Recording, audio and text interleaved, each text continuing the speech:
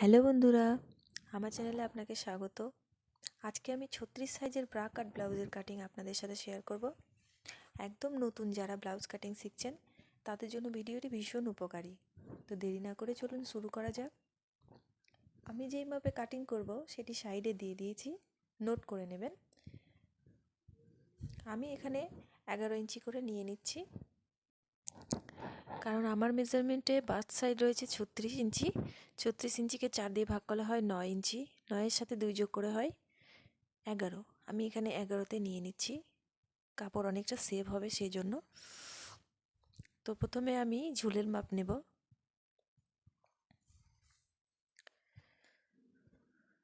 ঝুল এখানে আছে 14 ইঞ্চি, তার সাথে 1 যোগ করতে হবে সেলাই মার্জিনের জন্য, অর্থাৎ 15 ইঞ্চি নিতে হবে।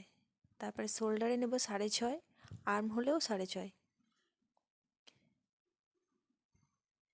এভাবে একটা সোজা দাগ টেনে নেব।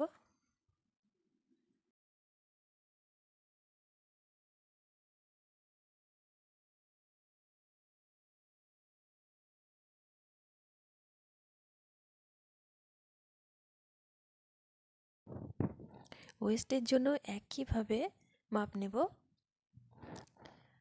ফর্মুলা আমি এখানে দিয়ে দিয়েছি। এবার আর্ম হোলের জন্য এইভাবে 1.5 ইঞ্চিতে মার্ক করে নেব। এইভাবে মাঝখান থেকে সুন্দরভাবে শেপ দিয়ে দেব।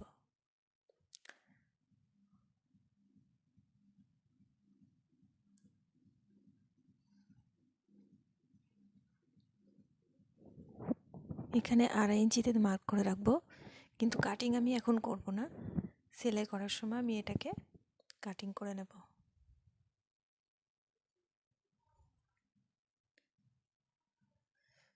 কাটিংয়ের জন্য একদম রেডি হয়ে গেছে।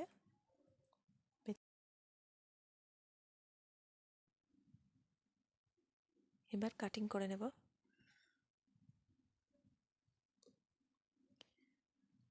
সবসময় পেছনের পার্টটাকে আগে কাটিং করতে হয়, তারপরে সামনের পার্ট।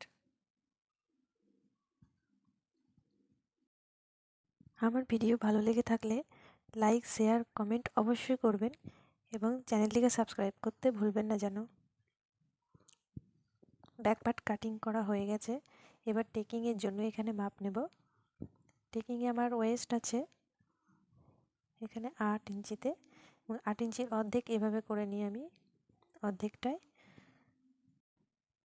এখানে 4.5 ইঞ্চিতে মার্ক করব। এভাবে দাগ টেনে রেখে দেব।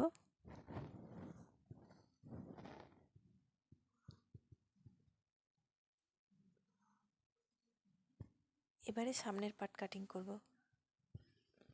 সামনের পার্টের জন্য কাপড়টিকে এইভাবে ভাঁজ করে নিতে হবে।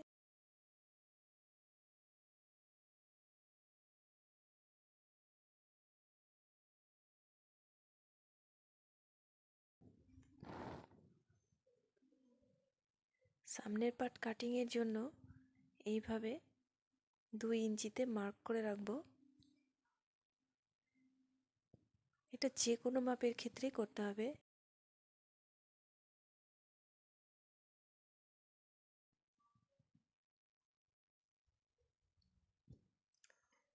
এই দাগ বরাবর আমরা পেছনের পার্ট বসিয়ে দাগ দিয়ে রাখবো। পুট এবং আর্ম হোলের সাইডটা থেকে এঁকে নিলেই হবে, নিচের দিকে দরকার নেই। এভাবে এঁকে রেখে দিয়েছি আমি। ব্যাক পার্টটাকে সরিয়ে দেব।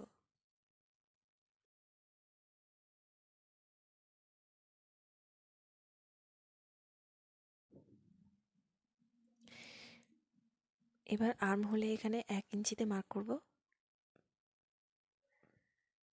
ব্যাক পার্টের জন্য এটা 1.5 ইঞ্চি থাকবে এবং ফ্রন্ট পার্টের জন্য 1 ইঞ্চি।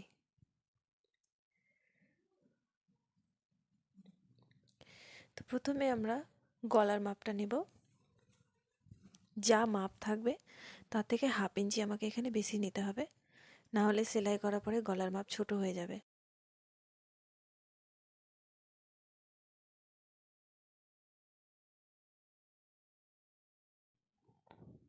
এইভাবে রাউন্ড করে নেব।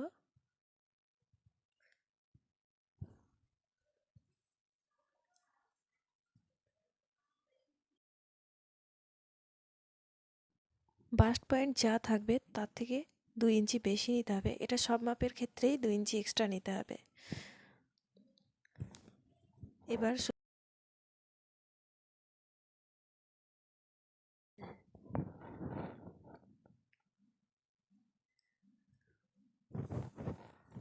সোজাসুজিভাবে এভাবে দাগ টেনে দেবো। বাস্ট সাইজ যা থাকবে তাকে সরাসরি 10 দিয়ে ভাগ করে নেব। আমার মেজারমেন্টে 36 রয়েছে, তাকে 10 দিয়ে ভাগ করলে হয় 3.6, তাকে 2 দিয়ে গুণ করলে হয় 7.5, তার সাথে হাফ ইঞ্চি যোগ করলে 8, মোট 8 ইঞ্চিতে আমি দাগ দিয়ে নেব। এখান থেকে 2.5 ইঞ্চি এবং এখানে কম্পালসারি 1 ইঞ্চিতে মার্ক করে রাখবো। এবার মার্কগুলোকে একসাথে মিলিয়ে দেব এইভাবে।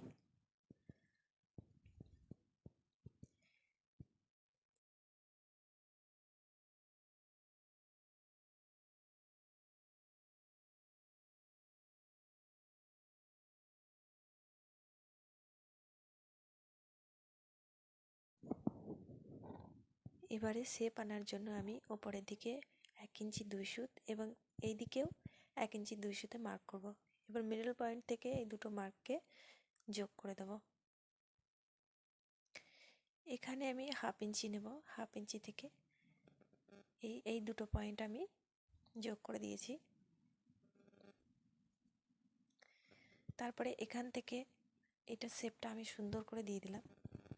এরপরে এখান থেকে 4 ইঞ্চিতে মার্ক করব। একই রকমভাবে 8 ইঞ্চিতে আমি মার্ক করব। একইভাবে 8 ইঞ্চির অর্ধেক এটা 4 ইঞ্চিতে মার্ক করে রাখবো।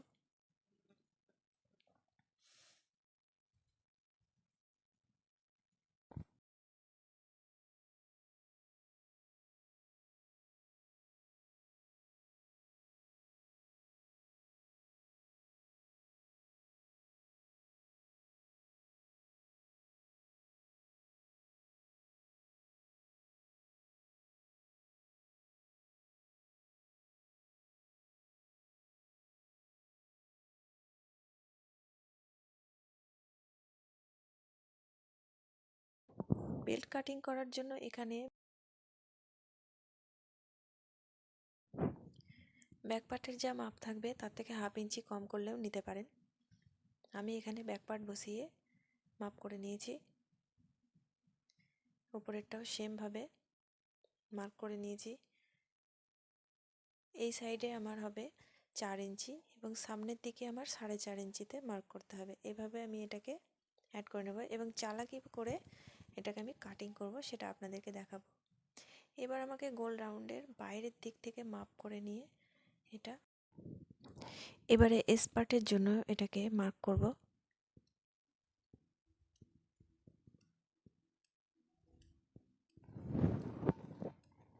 এভাবে আমি সুন্দর করে কেটে নেব।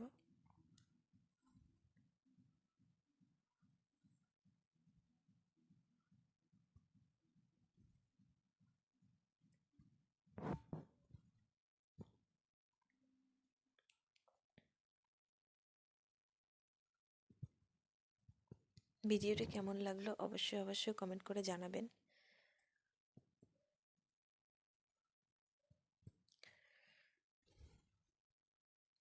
এইবার আমি সামনের পাটটা একটুখানি সেলাই করে দেখিয়ে দেব, বাটিটা সুন্দর আসবে। এই পাটটা কাটিং করা হয়ে গেছে। আমি খুব সুন্দর করে খুব চালাকি করে এটা কেটেছি। আমার কাপড় অনেকটা সেভ হয়েছে।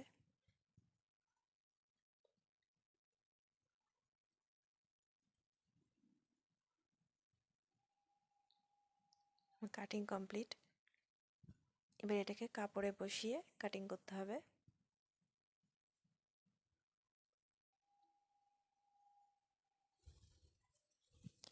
এবার আমি আপনাদেরকে এই পার্টটি দেখিয়ে দেব কিভাবে কাটতে হবে। এটাকে আমি মাঝখানটায় কাটবো না, এটাকে আমি এই দুই সাইডে এইভাবে কেটে নেব, দুটো যাতে অ্যাটাচ থাকে। খুব সহজেই সেলাই করা যাতে যায়। এই দুটো পার্টকে আমি আলাদা আলাদা করে নেব। এবার দেখুন কিভাবে সেলাই করতে হবে। এইভাবে ব্লাউজের কাপড়ে এবার আমি এইভাবে বসিয়ে নেব। কাপড়টিকে সবসময় উল্টো করে ভাঁজ করতে হবে।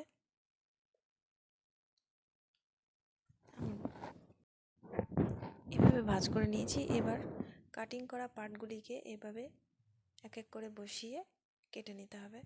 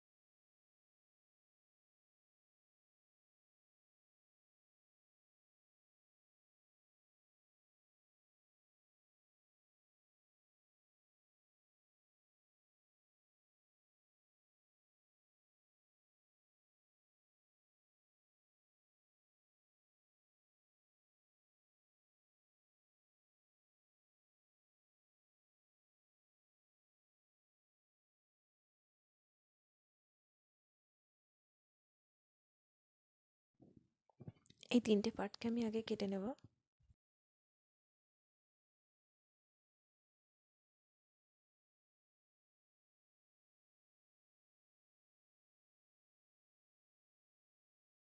কাটিংয়ের ভিডিও দেখতে চাইলে আমি ডেসক্রিপশানে লিঙ্ক দিয়ে দেবো, হাতা কাটিংটা দেখে নেবেন।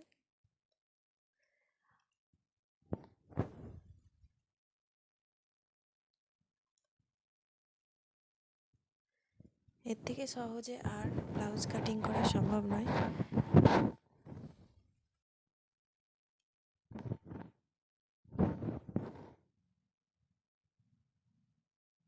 সব পার্টগুলিকে আমি এভাবে পিন দিয়ে সাহায্যে অ্যাটাচ করে রাখছি।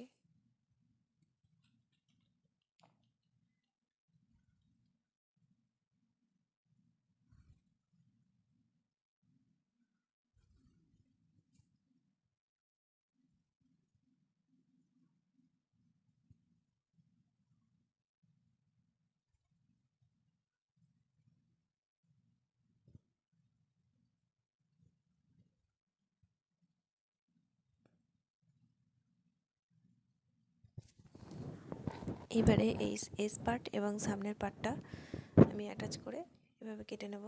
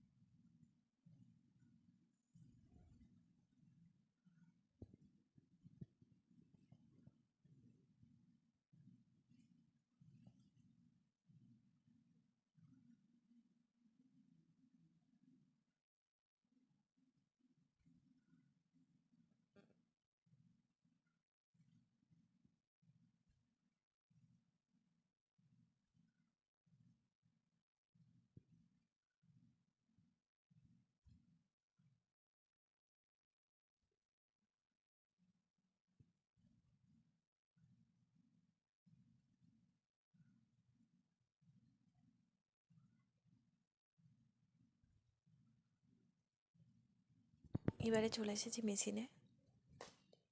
এই পার্টটিকে কিভাবে সেলাই করতে হবে আপনাদেরকে দেখিয়ে দিচ্ছি। প্রথমে লাইনিংয়ের সাথে কাপড়টিকে অ্যাটাচ করে নেব এইভাবে।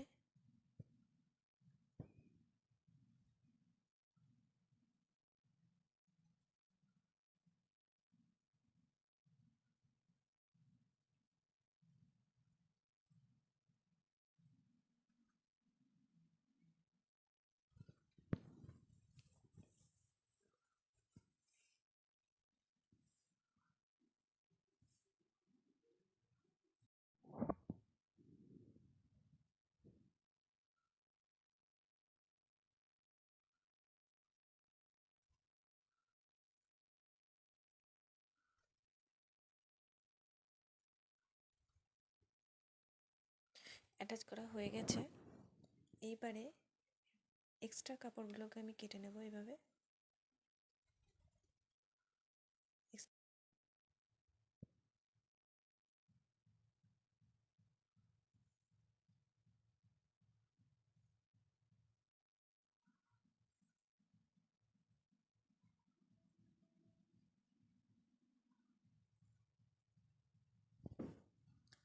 এক্সট্রা কাপড়গুলিকে কেটে নিয়েছি।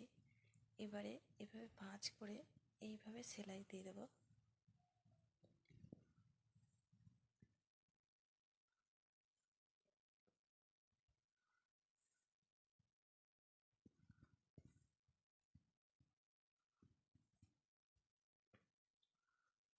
এটাকে ঘুরিয়ে আরেকবার সেলাই দেব।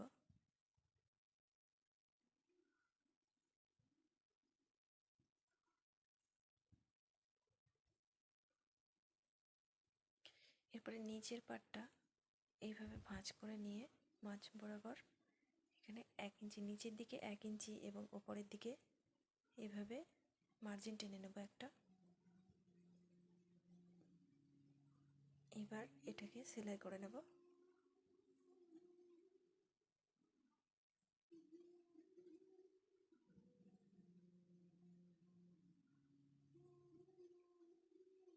হয়ে গেছে। এবার দেখুন বাটির শেপটা কত সুন্দর এসেছে।